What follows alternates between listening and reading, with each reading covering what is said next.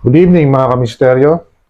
Ito po ay pag-usapan natin ito kung bakit nagkaaganito ang grupo ni Kibuloy at saka Duterte. Yung tao nila si Calvo, si Eric Celis, di ba? Yung parehang sigaw sa rally, parang NPA. Ang talagang ipinaglalaban talaga nila dyan, yung usapin ng West Philippine Sea. Kaya atat na atat sila iupo si Sara Duterte. Dahil po dito yan, sa ginawa ng ating mahal na Pangulo, PBBM. PBBM Admin Adoption of Comprehensive Archipelagic Defense Concept is a move in the right direction, says expert. Ito po, ito sa ginawa ni PBBM na to, kaya sila natataranta ngayon. Dahil talagang yung depensa natin dyan sa West Philippine Sea, talagang pinaiigting ng ating mahal na Pangulo. Yan po ang totoo. Utos ng China yan na manggulo sila. Eto nyo, walang katapusan ng panggugulo. At ang gusto nila, bumaba na ang ating mahal na Pangulo. Hindi naman po pwede yun. Binuhoto natin yan eh. Majority ng Pilipino bumuhoto dyan. At maganda ang kanyang ginagawa ngayon. Pansinin ninyo, yung dating mahilig mag-rally, si Renato Reyes, wala na, di ba? Hindi siya active ngayon. Kasi nakikita ng mga dating posisyon na maganda ang ginagawa ng ating mahal na Pangulo. Itong mga pro-China lang, itong grupo nila Kibuloy, nila Duterte, tsaka yung SMNI, silang talagang makulit na gugulo. Oo, 24/7, tsaka yung mga minions sila. Di ba, walang pigil. Ilan lang naman sila. Naku po, yung sinasabi nilang milyon, wala silang milyon. Ito sa action po na ito ng ating mahal na Pangulo, kaya sila nagka-again, natataranta talaga sila. Dahil napakaganda ng hakbang na ginawa ng ating mahal na Pangulo. Basahin ko po sa inyo, ha, yung alaman itong ginawa ng ating mahal na Pangulo.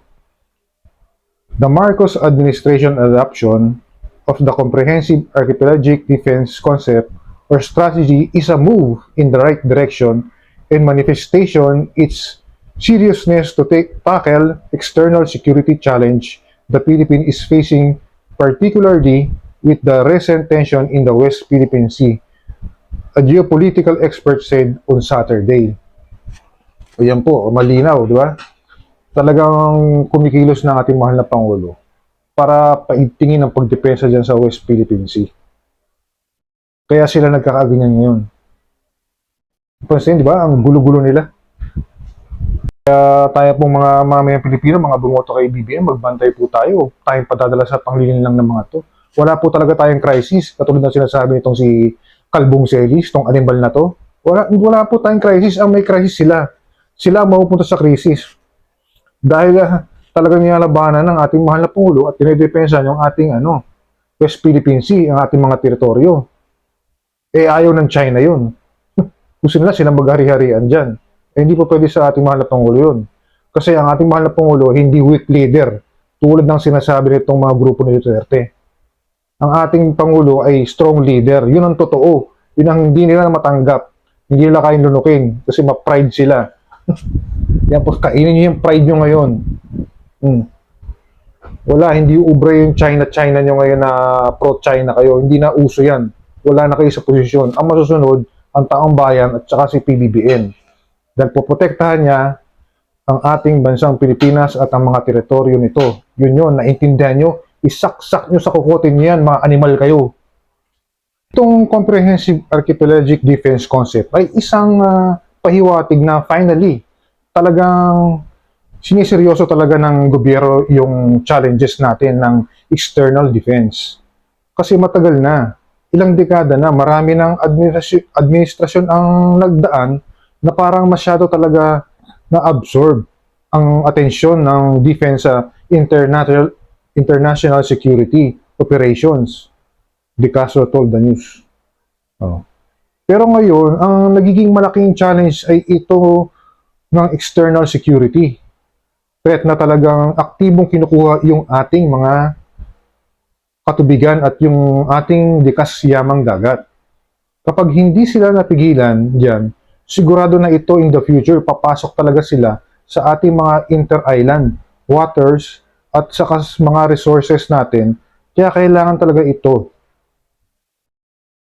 So, yun po, no? Talagang nakikita nila ng ating mahal na Pangulo na pag pinabayaan yan, unti-unti, pati yung inter-island natin, kukunin yung ating mga natural resources na hindi papayagan mangyari ng ating mahal na Pangulong PBBM. Kaya agad siya umaksyon dito na ini-implement na to. Di ba? Kaya sila napapraning ngayon, yung China, tsaka itong mga alagad ni Kibuloy, tsaka ni Duterte, yung grupo nila. Kaya araw-araw, nanggugulo sila, may rally pa sila, di ba? Na yung rally pala na para justice for Kibuloy, parang naging justice for China, itong mga hinayupak na animal na to. Di ba? Yun ang agenda nila. Pababayin si PBM, iupo si Sara, para tuloy ang ligaya ng China at saka sila. At saka siyempre para mahadlangan yung pag-aresto kay Kibuloy at saka kay Duterte. Yun lang naman yun eh. Ang gusto nila yung pansarili nila, hindi para sa bayan. Kaya tayo, mag-iingat tayo sa darating na eleksyon, itong midterm, lalo na sa 2028. Huwag tayo bumoto ng pro-China.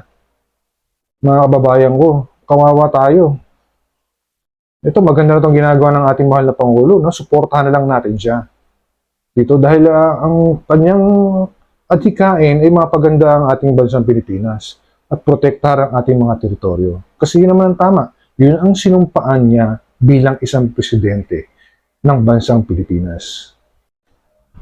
Tsaka ang ating mahal na Pangulong PBBM, pinipili niya pa rin yung diplomasya. Ayaw na rin ng gera. Lahat naman tayo ayatin ng gera eh.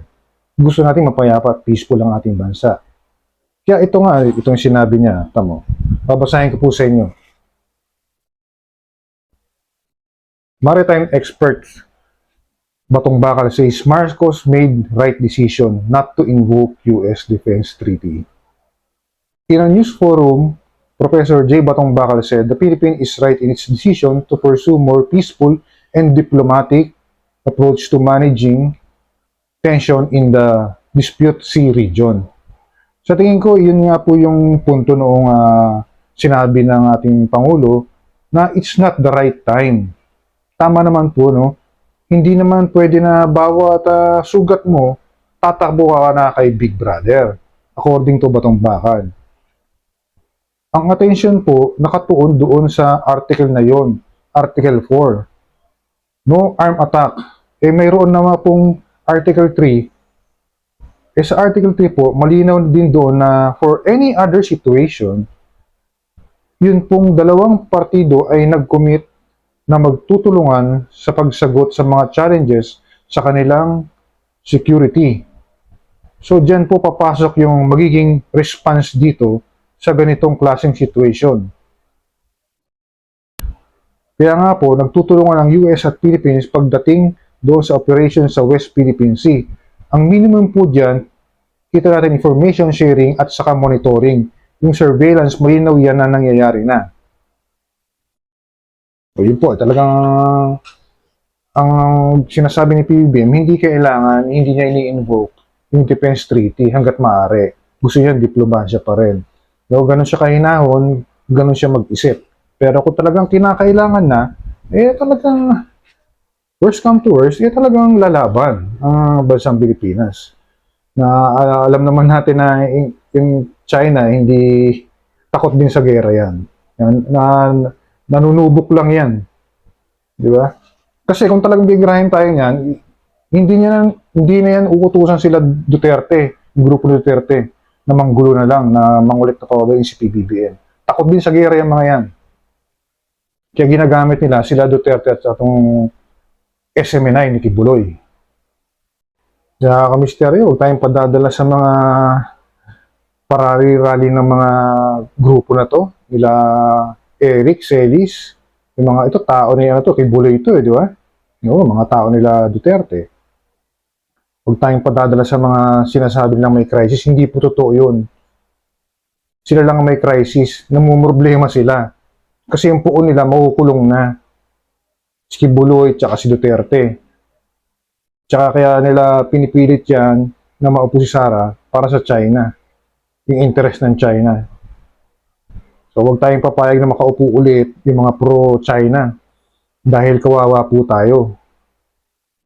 Suportahan na lang po natin ang ginagawa ng ating mahal na Pangulo dahil maganda po ang kanyang gustong mangyari sa bansang Pilipinas. Mapaangat ang kabuhayan natin at protektahan ang ating mga likas na yaman at ang ating mga teritoryo.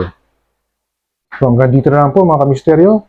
Hanggang sa muli, please like and share my video and please subscribe to my channel para lagi po tayong updated sa mga ganda at may init na balita.